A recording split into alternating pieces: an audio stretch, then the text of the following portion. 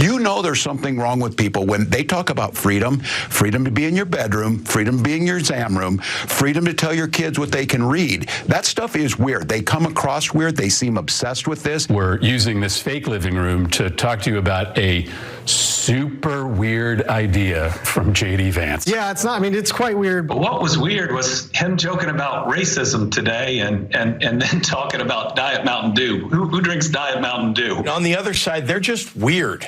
I mean, they really are. Some of what he and his running mate are saying, well, it's just plain weird. You're hearing it all over these days. They're weird. They're weirdos. It's a weird policy. It's become sort of a narrative.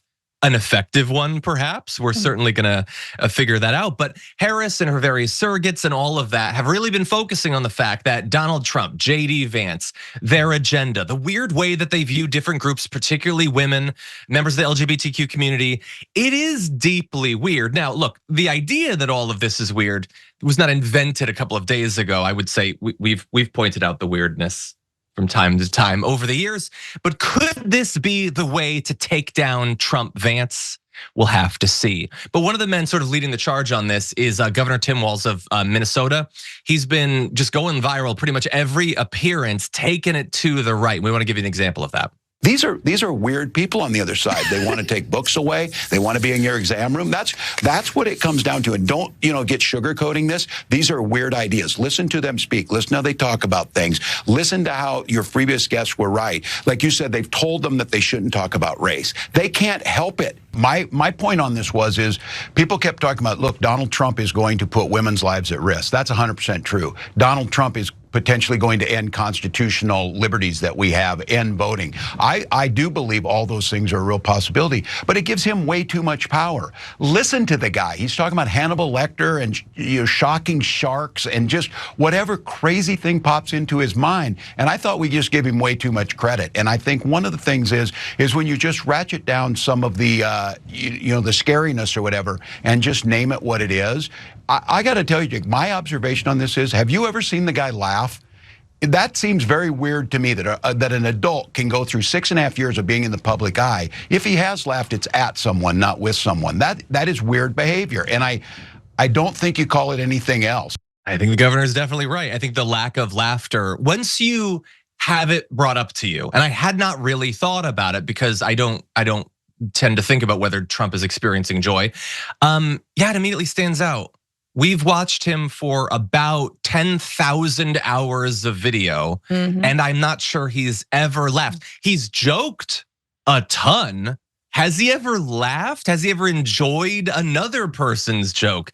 No, and it is weird. And the weirdness goes across behavior and weird tics and their personal lives and their obsessions and their policies, and there's a lot of it. And I have thoughts, but I want to give you the thoughts of Democratic strategist Tim Hogan first, who talks about why this seems to be sticking.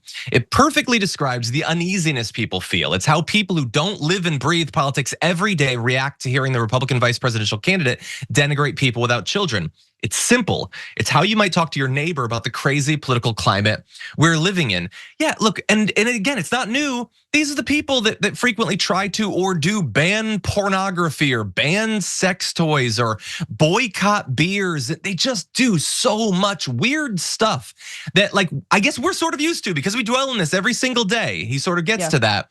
But for people who don't, it is deeply weird behavior. Now, my question for you, Francesca, is, it's not just weird behavior, it's also threatening behavior and damaging behavior and racist and misogynistic behavior.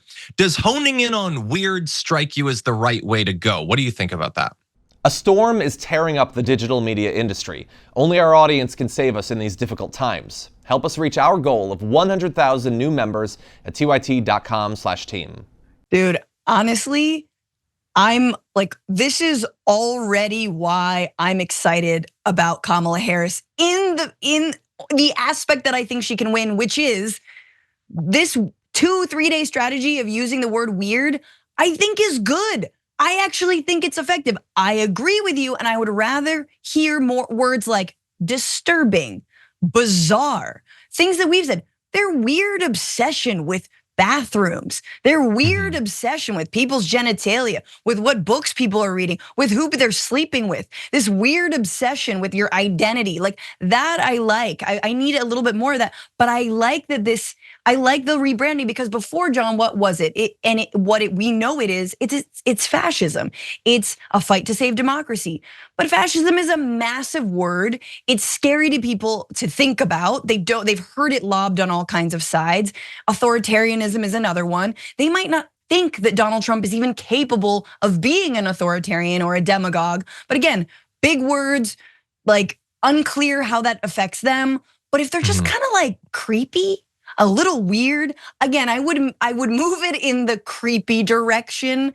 But if they're trying to get low information voters, average voters, people who don't pay attention to politics, who just hear certain things, it's just kind of like, yeah, I think it's effective.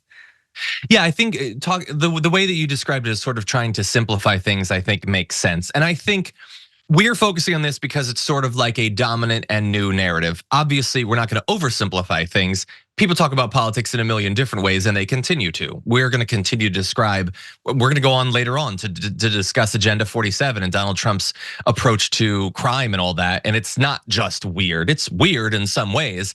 It's also really scary and dark and dystopian. And we're going to continue to use those terms. And I think that you can have nuance and you can have variety in this.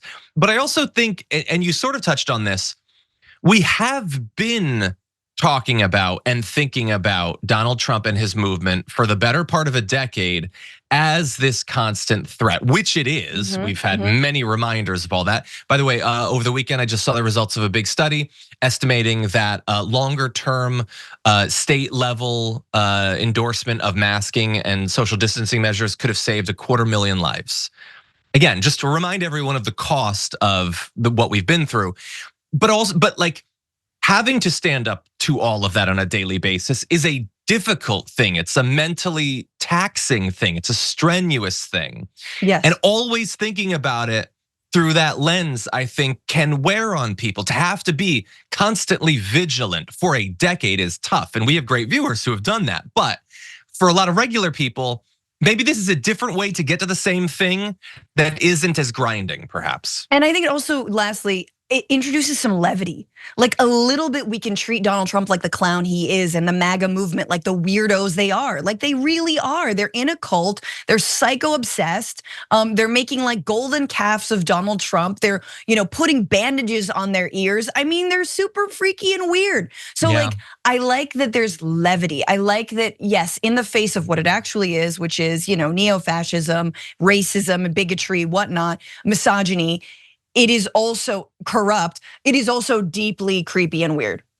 Yeah, 100%. I mean, I was at the RNC. I saw them with the bandages on their ears. And when they took those bandages off, they probably did more damage to their ears than the bullet did to Trump's. But it is a very weird movement. That's what I'm basically getting at. That Gorilla Glue, man. 100%. It'll get you. It'll pull skin off. But by the way, speaking of which, my recent bout with COVID, I had to mask for a very long time. And I don't know, something about the mask and the strap, it wasn't sized for my head. I have a little cut on my ear. And I think the nation needs to acknowledge my heroism in standing up and doing the damage report when I have a little boo-boo on my ear. And I think that it's mean that you haven't. And I'm gonna put out a book for $500 with a photo of my ear boo-boo.